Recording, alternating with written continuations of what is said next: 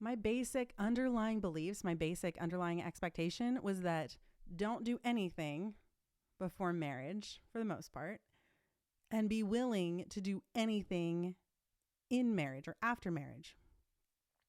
What the hell? So what is marriage really like? What should boundaries really be like? Do you still have boundaries in marriage? You are still your own person. You're tied to them. And in so many ways you are unified. Like that's the point of marriage. But it doesn't mean you lose your identity. Hey friends, welcome back to another episode of the Passion Connected podcast. We're still talking about boundaries today, and it is going to be an episode on boundaries in marriage. But this is not just for the married people.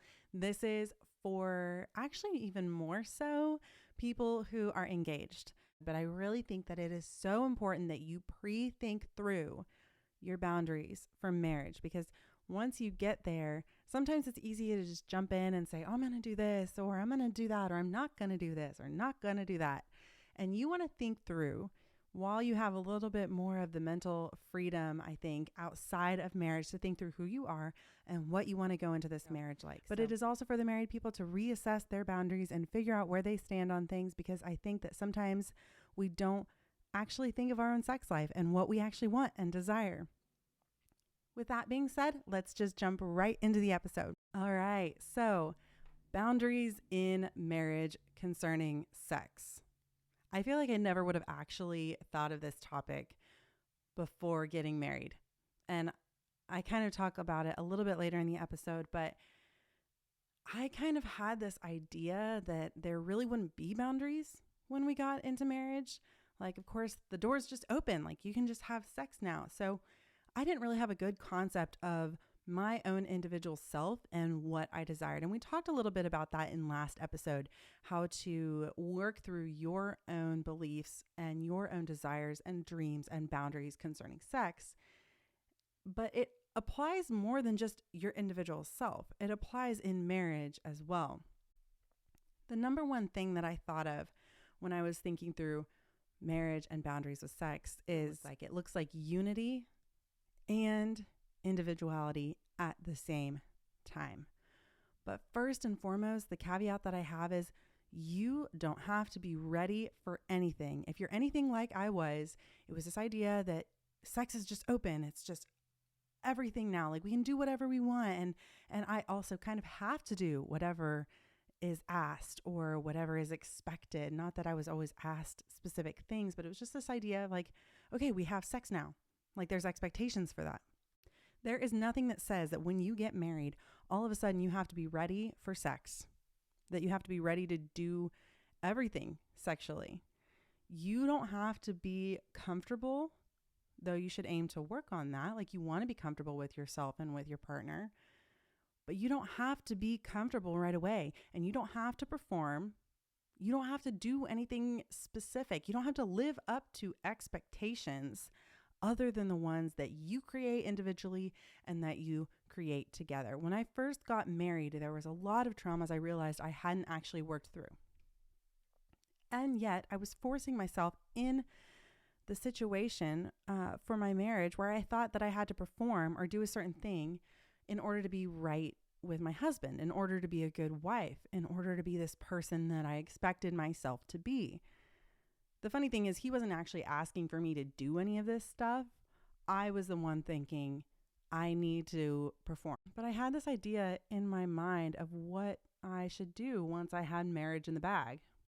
What I wish I would have realized is that all of this pressure that I thought I had to put on myself before marriage and things that I had to do or not do, all these expectations that I had before marriage, they don't just go away. I did a decent job, I'd say, working through my own beliefs before I got married. Once I figured out it was something I actually had to do, which I talk about in last episode. But I wasn't perfect at it. And I at least had a semi-clear idea in my head of who I was going to be and who I was. But what I didn't work through is what my boundaries would be after marriage. Obviously, I had no idea what to expect for marriage, like what it was actually going to be like. But I still needed to have worked through my expectations, and I didn't. My basic underlying beliefs, my basic underlying expectation was that don't do anything before marriage for the most part, and be willing to do anything in marriage or after marriage. What the hell? That mindset is so unhealthy. It's not even funny. So what is marriage really like? What should boundaries really be like? Do you still have boundaries in marriage? Yeah, you do. You are still your own person. You're tied to them. And in so many ways, you are unified. Like, that's the point of marriage. But it doesn't mean you lose your identity. You aren't just a married woman now, or the married woman. Just that woman over there with the ring, just that woman over there with a piece of paper. You are still you. You still have a name and a life and a body that is your own. So how do you set up those boundaries? How do you go about that? What should setting up those boundaries look like? Well, number one, do it with confidence. And in order to do it with confidence, in order to set your own boundaries and work through them and figure out what they are going to be and how to apply them, you have to do it with confidence, which means taking time to yourself. You need to process your own boundaries away from your husband, away from any other influence. You need to sit down with a journal yourself and figure out, this is where I'm at. This is who I am, and this is what I think, and I want to bring this up in conversation and work through this with my husband. You have to know yourself first and work through those things first in order to present them to him confidently. Because if you go into this conversation without confidence and you're just like, well, I just don't know how I feel, he can be really helpful in helping you work through those things, but he's going to have his own things and beliefs and ideas that he's going to bring into it. And if you don't know what you think, you are more likely to just be like, okay, yeah, whatever. And then what's going to happen down the road is it's going to be like, oh, I actually wasn't okay with that, with us not doing this thing. I'm not okay with that. Or with us going ahead and doing this thing, I'm not okay with that. Because you let that influence come in without adding yourself to the equation.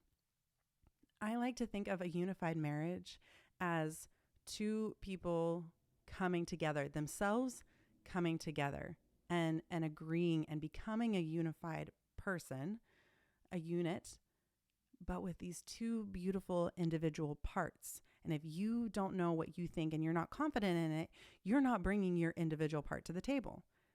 And so then it's not unity. It's just, I don't even know what it is.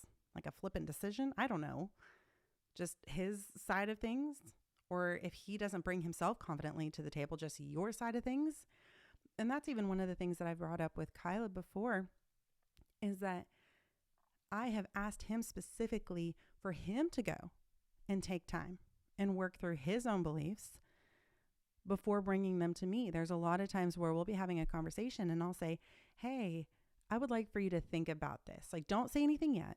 Like, we're in the middle of this conversation and I've presented what I think to you, and I don't want you to say anything yet because I want you to go think through it so that when you come back to me, we have both of our sides and we can come together. And that applies so much to sex. He has to know what he thinks. You have to know what you think. And then you can come together both confidently. And in that, then you can both be more confident moving forward together. You can both have this sense of like, we know where we're going. We know what we think. So that's number one. Go into it with confidence. 2, go into it with grace. You are a unified team now. And when presenting your boundaries that you have worked through for yourself to your spouse or future spouse or wherever you're at, you need to do it with grace and with love and with a willingness to hear their side of things. This does not negate the confidence. I don't want you to think that this is like, oh, hey, well, she just said, I need to be confident. There's a difference between being confident and being like rigid on stuff. Be confident, but willing to hear the other side. If he has a different opinion, be open to listening to that. Because when you listen, then you guys can come together and you can work on it together. If you come with these boundaries that you're like, I'm confident, this is who I am, this is how things are going to be, and you don't have grace with it, then all you're doing is just putting your boundaries on him and saying, this is it. This is where I stand. It doesn't matter what you think. This is who I'm going to be. And that's not fair. That's not what you agreed to in marriage. You agreed to work as a team. So come into it with grace.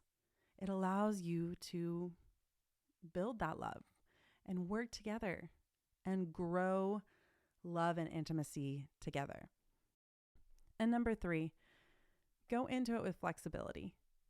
There were things that I should have made boundaries for in the early stages of my marriage that I didn't. And for my own emotional and mental health, I should have had those boundaries, and I just didn't think to do it. I didn't think to go through it. And I just thought I'll just push through this. And I wasn't really assessing my own self. I wasn't seeing some of the telltale signs of, oh, I'm not actually okay with this and I'm really struggling. I should have made those boundaries. And on the flip side, there are boundaries that I've made that I have changed down the road and said, that's not the same boundary anymore. That's not how I feel anymore. That's not what I think. I am okay with this, or I'm not okay with this, or whatever it is. And I had to change those boundaries. We are growing and flexible human beings. We have to remain flexible and open to things if we want that growing to continue. If we want to keep getting better and better and better and more aligned with ourselves and with our beliefs and with who we're meant to be and who we were and who we are, we have got to be flexible. I'm not saying compromise your boundaries or your beliefs or your relationship. I'm just saying that you have to go into this with a flexible mindset of, I'm confident now in the decision that I've made, but I'm flexible that if there was more information to come in, or if there was more healing to come in, or if something about this situation were to change, I'm flexible to reassessing. I am flexible to opening myself up to this discussion with an idea of he might say something that, changes the game and I need to rethink through it. Just check in with who you are, who you want to be in the future, and who you were, and know that you don't have to be this rigid person who has made this boundary and this is the boundary for life. We change, we grow. My kids are a testament to that. We change and we grow. So, if you want help working through your beliefs and being able to present yourself confidently to your spouse or to your fiance or to whoever you're dating or in a relationship with, I do have a PDF where you can work through designing your own sex life.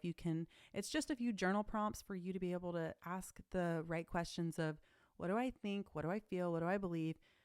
Where do I stand? If that sounds helpful to you, go into the show notes. There's going to be a link there to a PDF that you can download. It'll be sent to you in an email, and the email will also contain a video just to help you get in the right mindset and start working through those sorts of things. Also, if you are a dating or engaged person who is ready to start their sex life off with a bang, I have opened up my course. It is ready for pre-sale.